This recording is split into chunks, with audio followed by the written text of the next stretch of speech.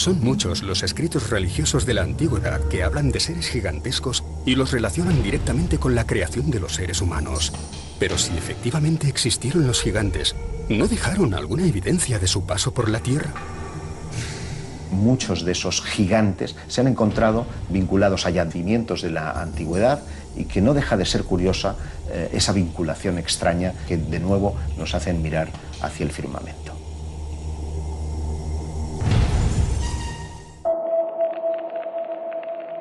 Restos como el hallado en 1915 en los Pirineos. Un hombre de la Edad del Bronce, cuyo cráneo doblaría las dimensiones de un cráneo humano actual. Los fémures hallados junto a él miden entre 70 y 90 centímetros, lo que nos sitúa frente a individuos que rozarían los 3 metros de altura.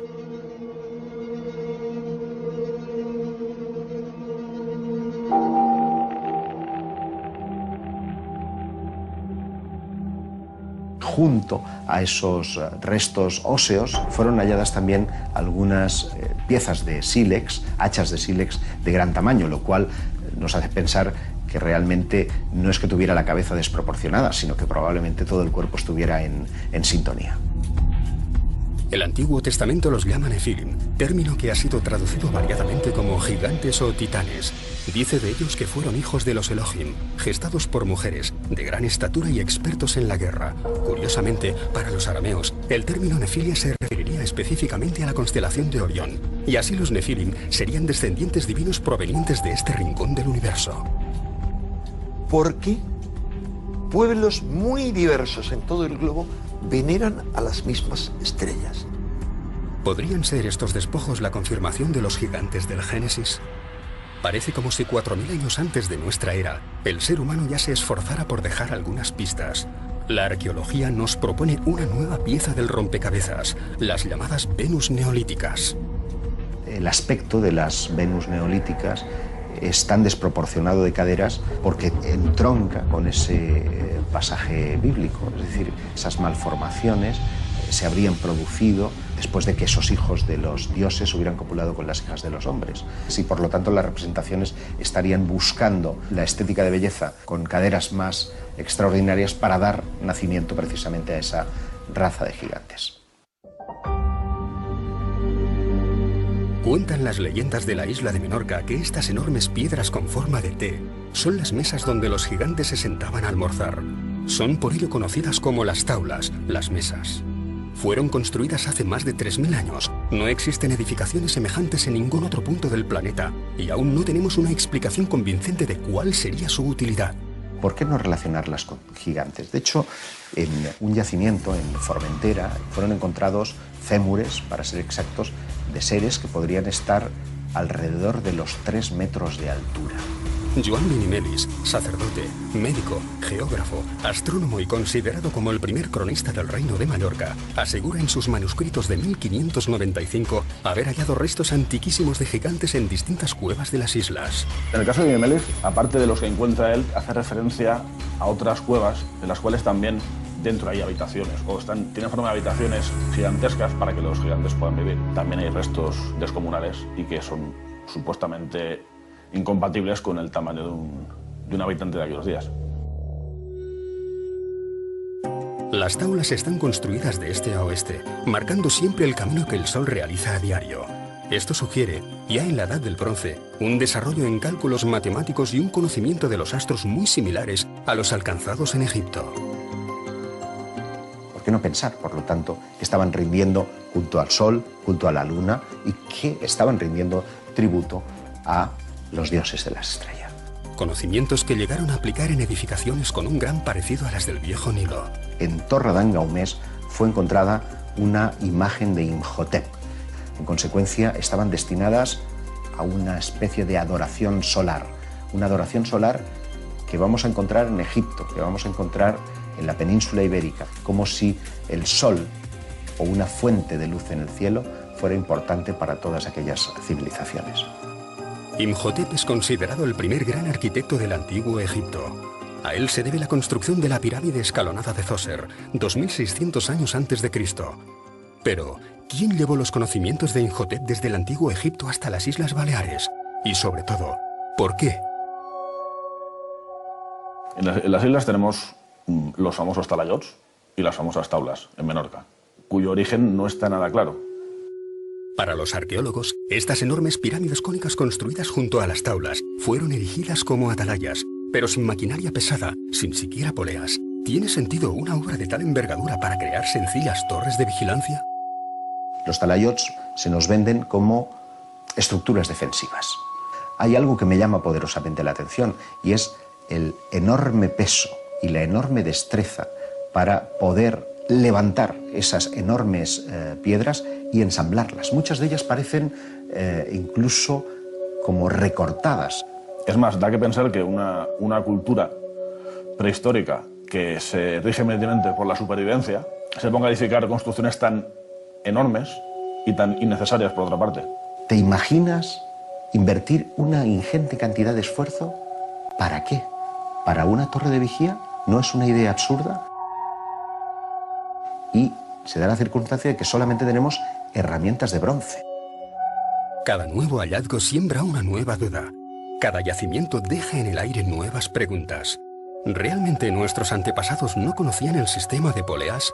¿Realmente disponían tan solo de herramientas de bronce?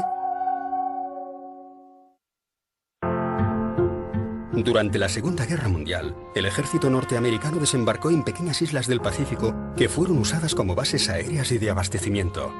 Las poblaciones nativas, ajenas por completo al desarrollo occidental y prácticamente sin contacto con el hombre blanco, desarrollaron lo que hoy se conoce como culto cargo. Creyeron que aquellos seres capaces de volar sobre extrañas máquinas y cargados de cajas eran divinidades que venían a ofrecerles riquezas. Cuando termina el conflicto y posteriormente llegan los norteamericanos y establecen un contacto con aquellas poblaciones que hasta entonces no sabían qué era el hombre blanco, se han dado cuenta que mantenían limpias las pistas de aterrizaje, que habían construido cajas y que incluso habían reproducido aviones con palmeras y que llegaban al punto de crear el detalle de colocar las siglas USAF. Esta misma pauta cabe relacionarla con las pautas de conducta que necesariamente tuvieron que establecer los hombres primitivos, al igual que los cultos cargo pretendían atraer de nuevo a los norteamericanos limpiando esas pistas.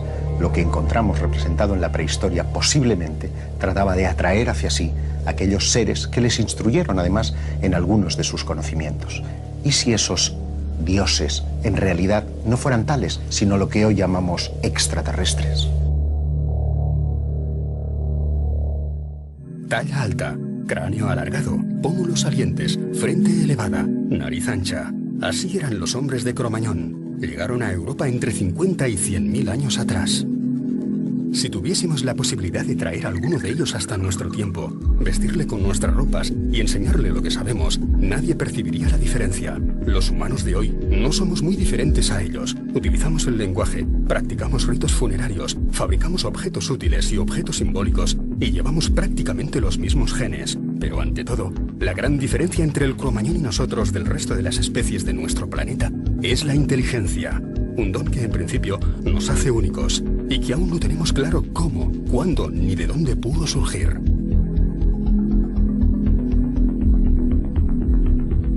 El problema de la historia y sobre todo de la prehistoria es primero la falta de restos. Sí que es muy fácil la posibilidad de que existan árboles perdidos. Lo más seguro, como digo, es que aún no hayamos encontrado a nuestros auténticos primeros antecesores, porque en el registro fósil que conocemos no están presentes cada uno de los fósiles correspondientes a todas las especies que han existido. Así que es muy probable que aún no hayamos encontrado el correcto. Tenemos que seguir buscando y quizás lo encontremos. En el pasado de la humanidad, en un momento embrionario de lo que podemos considerar el paso del homínido al hombre, hay una especie de injerencia externa. ¿Qué? ¿Cómo nace la inteligencia? El animal que más se asemeja a nosotros según su cadena de ADN es el chimpancé. Es un 99% idéntica a la nuestra. A esa pequeña diferencia entre él y nosotros la seguimos llamando eslabón perdido. La pregunta continúa sin una respuesta sólida. ¿Cómo nos convertimos en seres humanos? La teoría de los instructores no niega la evolución. sino que rellena una pregunta importante. ¿Por qué desarrollamos nuestra inteligencia? Ese eslabón perdido, ¿quién nos dice que no pudo ser inducido por esos dioses venidos del cielo? Llámale Dios, llámale extraterrestre, pero hay una injerencia que permite que el hombre deje de ser un animal y se convierta en ser humano.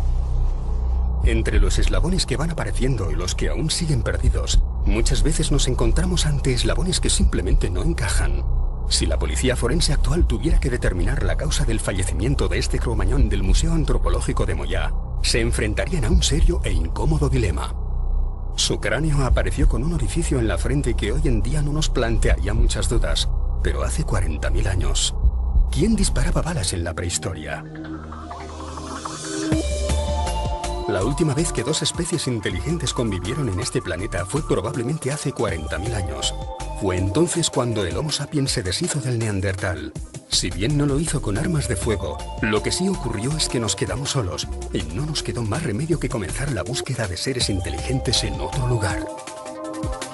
Su hallazgo sería la noticia más importante de la historia de la humanidad. Por ahora, las evidencias nos llegan en forma de lejanos ecos como el del llamado microorganismo de Évora. El día 2 de noviembre de 1959, a una velocidad inusitada y ajenos a todos los radares aéreos de la época, dos objetos voladores que nunca llegaron a ser identificados cruzan la ciudad portuguesa de Évora. Uno de ellos se detiene sobre el patio de una escuela. El fenómeno fue visto por todos los alumnos del colegio. Fue visto por prácticamente todos los profesores del colegio.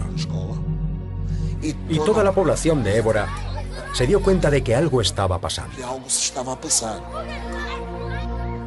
El doctor Amaral, ayudado por sus alumnos, dispone del tiempo suficiente para armar un telescopio con el que observar el suceso.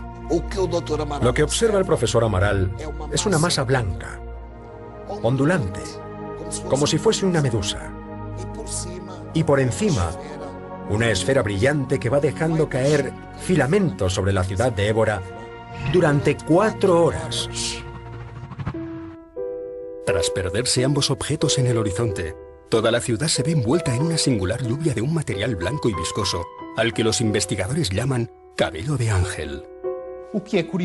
Lo que es curioso es que ese mismo día, más temprano, el entonces capitán Conceição e Silva, en la base de Sintra, que queda a 100 y poco kilómetros de Évora, se está preparando para salir en un vuelo de entrenamiento y también asiste a la caída de esos filamentos.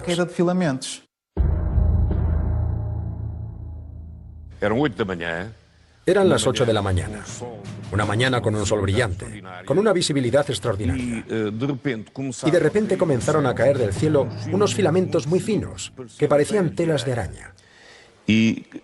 Nosotros, sin saber qué era, cogimos aquello y sobre la palma de la mano, con el calor, se derretía.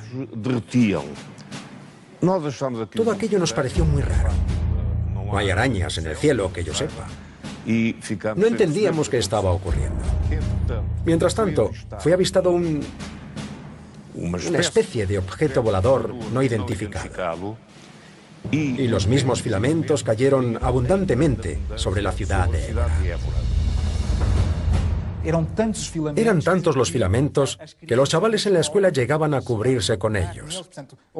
Toda la escuela parecía estar cubierta de esos filamentos. El profesor Joaquín Díez de Amaral tuvo la oportunidad de recoger algunos de esos filamentos e ir a observarlos al microscopio. Estas son las fotografías originales recogidas por el microscopio del profesor Amaral. Un ser vivo, provisto de tentáculos, que no se asemeja a ningún otro organismo que podamos considerar terrestre. Era un caso extrañísimo. Cuando prepara la solución, el protagonista, el ya fallecido doctor Amaral, coloca la otra lámina de vidrio y observa el movimiento de unos 10 tentáculos que se mueven presionando la otra lámina de vidrio, como si tuviesen miedo a ser aplastado. Por tanto, una reacción de defensa, algo extrañísimo. Ahora, Nadie dijo que aquello fuese una entidad extraterrestre. Pero sí hubo quien lo consideró un ser extraterrestre, y así lo mostró la prensa portuguesa y gran parte de la europea.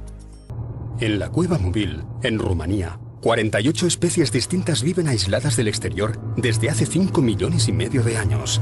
Nacen, crecen y se reproducen sin oxígeno y sin luz solar.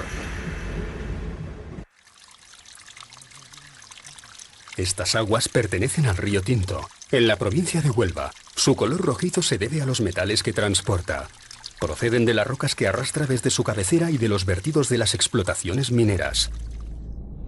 Aquí se ha descubierto una comunidad de seres que desafían a las leyes básicas de la supervivencia.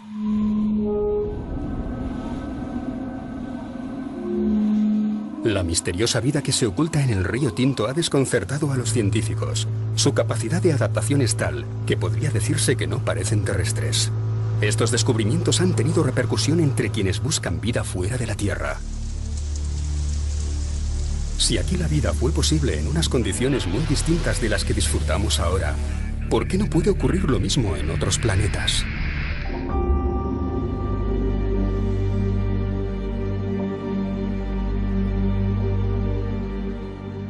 Sí, pero en 1959 el fenómeno ovni era algo muy raro. El profesor Amaral cogió algunos de esos filamentos en una solución microscópica, con los 2 vidrios pequeñitos, y los trajo a mi casa para enseñárselos a mi padre. Se verificó que había una especie de célula con ramificaciones. Parecían patas. Y al aplastarlo, aquello se movía. Era una célula que parecía tener vida. Más tarde, en 1974, el jefe de la Fuerza Aérea me llamó para que yo confirmase si tenía algún error el informe que me presentaba. Todo lo que está en el informe relata exactamente lo que ocurrió. Es curioso pensar o reflexionar acerca de las evidencias. A menudo se nos dice que no hay evidencias del fenómeno ovni. Y en Évora concurre que tenemos una escuela llena de niños, un profesor que es capaz de ver a través del telescopio esa extraña, misteriosa figura en el firmamento. Vemos y recogemos parte de los materiales que han depositado en el suelo. Interviene la Fuerza Aérea, y no un militar cualquiera, sino un oficial de Estado Mayor. En 1999, un equipo científico indio, a través de las muestras obtenidas con globos sonda, catalogaron hasta 14 tipos diferentes de bacterias capaces de sobrevivir a 40 kilómetros de altitud. Pero para poder confirmar que el organismo hallado en Évora fuese una de estas bacterias, la ecuación seguiría incompleta. ¿Qué provoca su caída a la Tierra? En el estudio de estos fenómenos, normalmente se asocia el paso de un determinado fenómeno a la caída de filamentos. En Portugal existen documentadas 9 caídas de estos filamentos blancos. No hay un consenso acerca de si su precipitación es accidental, como una consecuencia de la reentrada en la atmósfera de estos objetos, o por el contrario, lo dejan caer ellos. Con lo cual nos abre una pregunta todavía más inquietante, y es: ¿quieren dejarnos alguna evidencia de su paso por nuestros cielos? Porque algo que se nos escapa a la razón es por qué estos visitantes tienen ese comportamiento díscolo con la humanidad. Sí, se dejan ver, se dejan manifestar, incluso filmar, incluso captar por los radares, pero sin embargo jamás han mostrado abiertamente una intencionalidad de contacto. Y a mí me llama poderosamente la atención, porque cuando uno revisa los protocolos de actuación de la NASA, en el caso de que la humanidad pudiera encontrar una eventual civilización extraterrestre, que te digo yo, en la Luna o en Marte, en alguna de las múltiples misiones espaciales, el procedimiento es exactamente el mismo. Es el de no injerencia, el de no intervención, en el de no intentar que nuestra visita vaya a cambiar sus pautas de conducta, al menos en una primera fase. Y esa fase dura en el tiempo lo que está durando este fenómeno.